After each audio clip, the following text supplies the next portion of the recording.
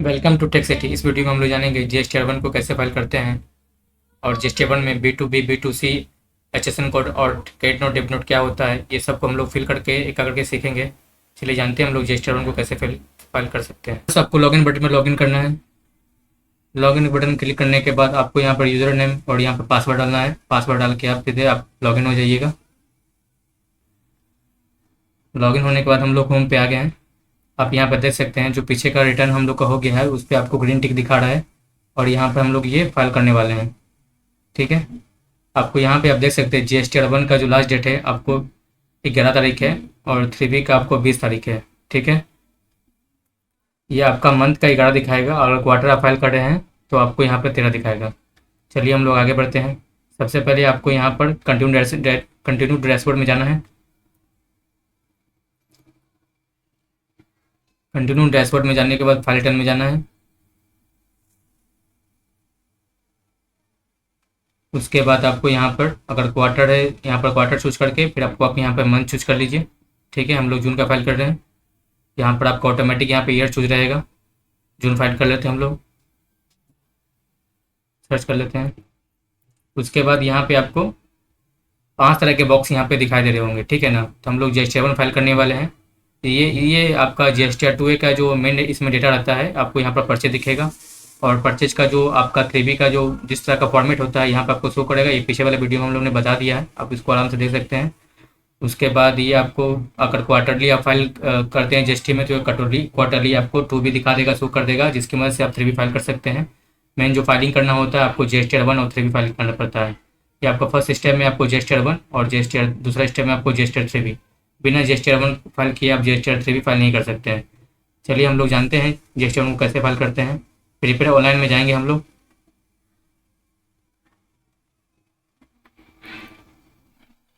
Prepare online में जाने के बाद हम लोग यहाँ पर मेनली चार बॉक्स को जो इंपॉर्टेंट बॉक्स होते हैं उसको हम लोग फाइल करेंगे। मेन बॉक्स हो गया आपका GST-1 में आपका B2B। उसके बाद आपको यहाँ पर B2C जो अदर्स दिखा रहा है पैकेट में। फिर उसके बाद हम लोग credit debit note register party और HSN समरी। ये ज़्यादातर लोग इसी को फाइल करते हैं, तो हम लोग इसी के बारे में बात करेंगे और इसी को हम लोग फिल करेंगे और उसके बाद हम लोग GST-1 को फाइल करेंगे। ठीक है, हम लोग एक एक करके सभी बॉक्स को फाइल करते हैं। सबसे पहले हम लोग B2B से शुरुआत करेंगे, उसके बाद B2C, फिर उसके बाद आपको HSN, आपको क्रेडिट नोट डेबिट नोट, उसके बाद HSN वाइज आउटवर्ड सप्लाईज। ये चारों बॉक्स को हम लोग फाइल करेंगे।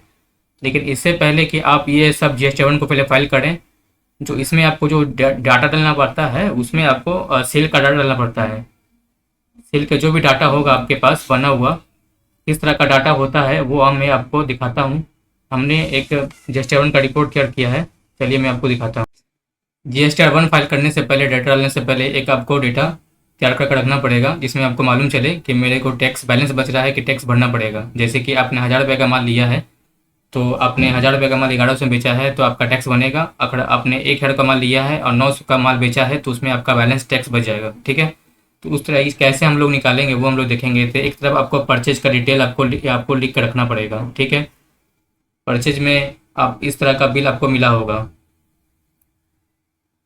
ठीक है, परचेज में आपको बिल मिलता है, उस पर आपका पार्टी का नाम रहता है और आपका आप जो खरीदने वाले होते हैं वहाँ पे आपको यहाँ पे इसका डाटा, आपका नाम वगैरह सब कुछ एड्रेस वगैरह यहाँ पे शो करता है। फिर आपने क्या खरीदा वो यहाँ पे शो करेगा, HSN कोड शो करेगा, कितना पीस खरीदे वो शो करेगा। इस तरह का डाटा आपको, इस तरह का बिल आपको मिलता है। लोगों ने यहाँ पे परचेज का डिटेल लिख लिया है। ठीक है, बिल नंबर है, टैक्सेबल अमाउंट है, GST है। अगर अपने बिहार के, आप किसी भी स्टेट में रहते हैं, अगर दूसरे स्टेट से माल मंगाते हैं तो उस पर GST लगेगा और विद इन स्टेट खरीद बिक्री खरीद करते हैं तो उसमें CGST लगेगा। ठीक है, पीस कितना लिए और उसका कोड क्या है, ये आपको एक सीट तैयार करके या फिर आप मैनुअली भी लिख सकते हैं। आपने 68,000 का माल खरीदा है, 68,081 रुपये का, और 72,314 रुपये का आपने माल बेचा है। ठीक है, तो इसमें आपको सेल आपका ज़्यादा है परचेज से, मतलब टैक्स बनेगा। लेकिन इसमें हुआ क्या है कि आपने जो माल बेचा है उसमें 18,360 रुपये का माल वापस हो गया है। ठीक है, तो 72,000 में से 18,360 रुपये आप माइनस करेंगे तो आपको जो बैलेंस बचेगा वो बचेगा 53,954 रुपये का। ठीक है, और उस पर आपको टैक्स है इतना इतना 1348.85। ठीक है, 1348.85। और यहाँ पे आप देख सकते हैं 34,008 रुपये का। तो एक तरफ आपका इनपुट का अमाउंट यहाँ पर डाल दीजिएगा और यहाँ पर एक आउटपुट का यहाँ पर डिटेल डाल दीजिएगा। तो आउटपुट और इनपुट आपका है 34,008 रुपये का, और इनपुट और आउटपुट हो गया 26,97 रुपये का। मतलब आपका जो बैलेंस बचा 710 रुपये का बैलेंस बचा। ठीक है, इसका मतलब आपको टैक्स पे नहीं करना पड़ेगा, आपको टैक्स बच जाएगा, वो बैलेंस में दिखेगा, जो आगे आप कंटिन्यू करके उसका आप यूज कर सकते हैं। चलिए हम लोग जीएसटी के पोर्टल पे जाते हैं। पोर्टल में जाने के बाद फिर से हम लोग कंटिन्यू करेंगे। कंटिन्यू करने के बाद फिर हम लोग फाइल रिटर्न में जाएंगे।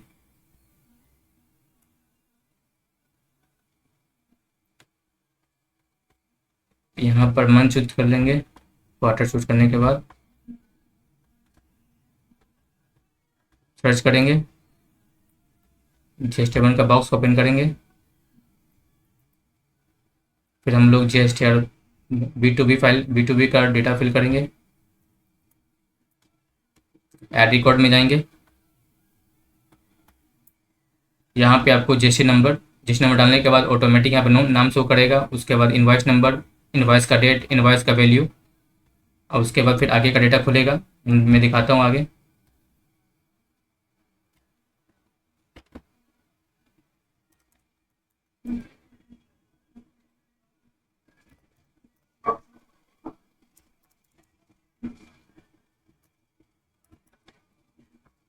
आप यहाँ पे देख सकते हैं जीएसटी नंबर डालने के बाद ऑटोमेटिक नाम ने अपना नाम ने शो कर लिया है।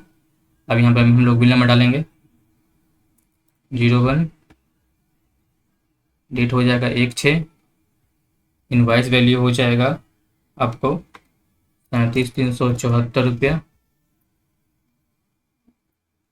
तो यहाँ पर आप नीचे में आइएगा तो यहाँ पर अगर 5% है तो 5% वाले में, अगर 12% है तो 12 में, 18 में तो 18 में, 28 में तो 28 में, जो भी आपका रिक्वायरमेंट है उस हिसाब से आप वहाँ वाले सामने में कॉलम में अपना टैक्सेबल वैल्यू डाल दीजिएगा।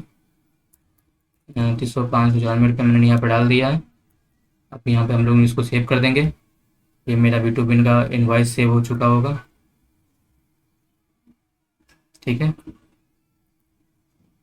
अब यहाँ से हम लोग बैक हो जाएंगे। यहाँ से अगर इसी पार्टी का आपने आगे माल बेचा है तो यहाँ से कंटिन्यू कर सकते हैं। यहाँ पे ऑटोमेटिक दिखा रहा है। अगर दूसरा नाम है तो फिर यहाँ पे दूसरा नाम चेंज करके यहाँ पे B2B का रजिस्ट्रेशन नंबर डाल के फिर उसका आगे का डेटा फिल करेंगे। नीचे आ गए हम लोग बैक होते हैं। फिर से हम लोग बैक होते हैं।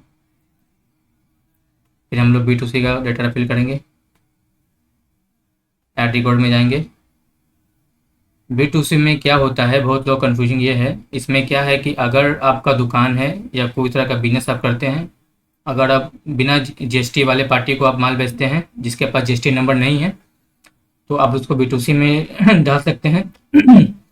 अगर उसने जीआर किया है तो आप मान लीजिए कि 100 रुपये का माल जीआर, 100 रुपये का माल आप बेचे हैं, 100 रुपये का माल बेचे हैं जिसमें 20 रुपये का वापस किया है, तो 80 रुपये आपको यहाँ 80 रुपये लिखना पड़ेगा घटा के।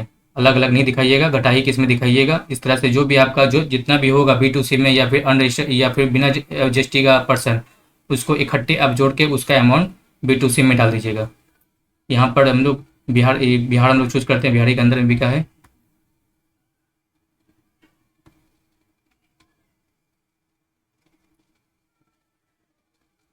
₹36,720। यहाँ पर रेट चूज कर लीजिएगा 5%, और यहाँ पर फिर सेव कर दीजिएगा। ठीक है, B2C में सारा इन्वाइस को जोड़ के यहाँ पे लिख दीजिएगा। बैक हो जाइएगा। फिर उसके बाद हम लोग क्रेडिट नोट, डेबिट नोट, जिस पार्टी का जीएसटी नंबर है उस पार्टी का आपने माल बेचा है, अगर उसने आपको माल बेचा है, माल वापस किया है, तो यहाँ पर उसको दिखा दीजिएगा। यहाँ पर उसको ओपन करेंगे रजिस्टर में, ऐड रिकॉर्ड में जाएंगे। ऐड रिकॉर्ड में जाने के बाद उस पार्टी का जीएसटी नंबर यहाँ नोट करेंगे, डालेंगे मतलब।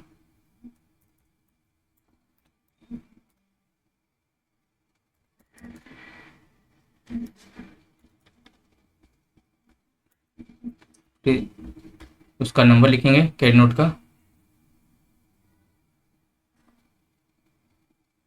01, डेट यहाँ पे 2/6 है, 1 तारीख को माल बेचे हैं, 2 तारीख को माल वापस कर दिए, क्रेडिट हो जाएगा।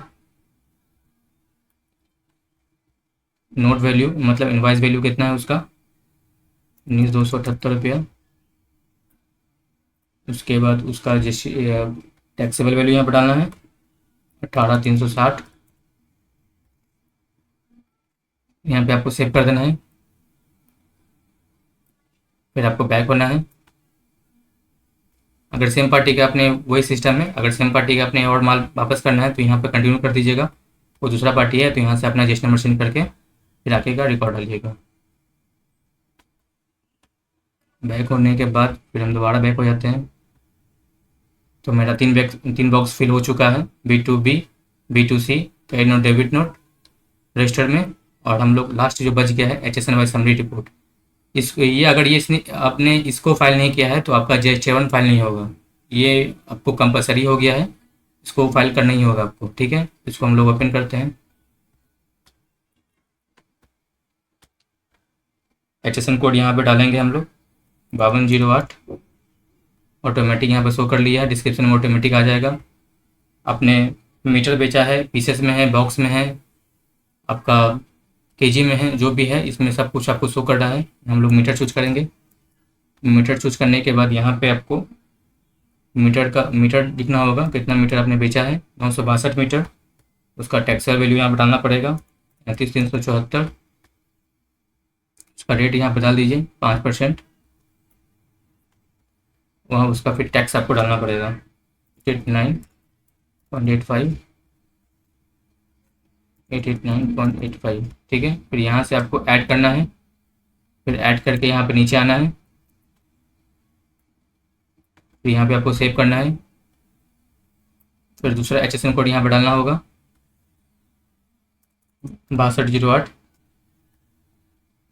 डालने के बाद फिर यहाँ पर आपको पीसेस मीटर जो भी हो, इसमें पीसेस बेचे हैं हम लोग ने, पीसेस चूज कर लिए हैं। 202 पीस 408 बेचे थे, जिसमें से 202 पीस तो 204 पीस वापस ही आ गया है, ठीक है। तो जो नेट बचेगा 204 पीस बचेगा, उसका हम लोग टैक्सेबल डाल देते हैं 459, 459। फिर हम लोग इसको ऐड करेंगे। देखने के बाद यहाँ पर हम लोग ने एक मिस्टेक पकड़ा है, ये आपका अमाउंट गलत है, ठीक है। हम लोग इसको एचेंज को आपको ये चेंज करना देखेंगे कैसे हम लोग चेंज करते हैं इसको। इसमें क्या हुआ है, आपका अमाउंट में डिफरेंस है, ठीक है। ये आपका B2B, B2C और एचएसएन घटाने के बाद जो अमाउंट यहाँ पे आना चाहिए वो अमाउंट यहाँ पे गलत है। तो हम लोग इसको क्या करेंगे, बैक आ जाएंगे। बैक आने के बाद यहाँ पर हम लोग HSN में जाएंगे। HSN कोड में जाने के बाद अगर कोई डाटा को मॉडिफाई करना है HSN वाले में कॉलम में, तो यहाँ पर एडिट में जाएंगे। एडिट में जाने के बाद यहाँ पर उस अमाउंट का मॉडिफाई करेंगे। यहाँ पे लिखेंगे मॉडिफाई, हम लोग ने कर लिया है। उसके बाद फिर यहाँ पर ऐड करेंगे। ऐड करने के बाद फिर से हम लोग यहाँ पे सेव करेंगे। सेव करने के बाद फिर बैक आएंगे। बैक आने के बाद फिर से हम लोग जनरेट समरी करेंगे। फिर हम लोग डैशबोर्ड में फिर चले जाएंगे।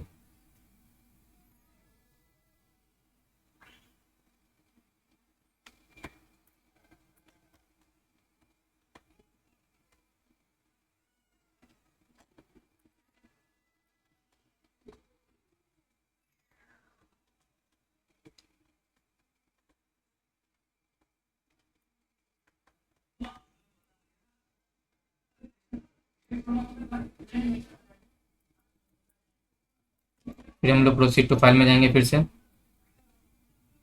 प्रोसीड में फाइल बनने के बाद इस पर टैक्स को जोड़ेंगे, इसको टैक्स को जोड़ना है, फिर इसको टैक्स को जोड़ना है। फिर उसके बाद आपका CN टेनेंस का जो अमाउंट है उसको घटा देना है, ठीक है। सारा डेटा ठीक है। अब हम लोग प्रोसीड टू फाइल करेंगे, ठीक है। फाइल स्टेटमेंट में जाएंगे, यहाँ से टिक आउट करेंगे, ऑथराइज टिक करेंगे। उसके बाद यहाँ पर फाइल विथ EBC करेंगे। यहाँ पर EBC करने के बाद आपके फ़ोन नंबर और ईमेल आईडी पर OTP जाएगा। OTP यहाँ पर डाल के सिंपली फाइल कर देंगे। आपका अगर वीडियो आपको पसंद आया है तो चैनल को सब्सक्राइब करें, वीडियो को लाइक करें, शेयर करें। ठीक है, thank you watching my video.